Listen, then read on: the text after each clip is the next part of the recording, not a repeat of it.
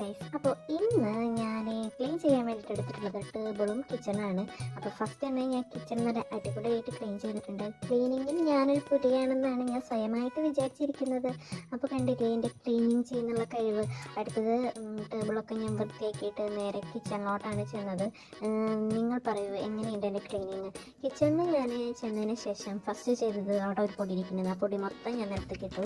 അപ്പോൾ എനിക്ക് ഇരട്ടി പണിയായി. ഓക്കെ, അതിൻ്റെ ഡ്രസ്സും മേത്തൊക്കെ ആയിട്ടുണ്ടായിരുന്നു. അങ്ങനെ അത് തുടച്ച് വൃത്തിയാക്കിയതിന് ശേഷം നമുക്ക് അടുത്തതൊരു ഗ്ലാസ് പൊട്ടിക്കൽ ചടങ്ങിലേക്ക് കിടക്കാം. ആൻറ്റിയുടെ ഫേവറേറ്റ് ആയിട്ടുള്ള ഗ്ലാസ് ആയിരുന്നു. അതിങ്ങനെ ഞാനത് പൊട്ടിച്ച്, അപ്പോൾ അങ്ങനെ പൊട്ടിയതിന് ശേഷം ഞാൻ ലാസ്റ്റ് അത് എക്സ്പ്ലനേഷൻ ചെയ്ത് കൊടുക്കുകയാണ്. പൊട്ടിക്കഴിഞ്ഞു, ഇനി അതും ക്ലീൻ ചെയ്യണം. അങ്ങനെ അത് ക്ലീൻ ചെയ്യാനുള്ള തന്ത്രപ്പാടിലാണ്.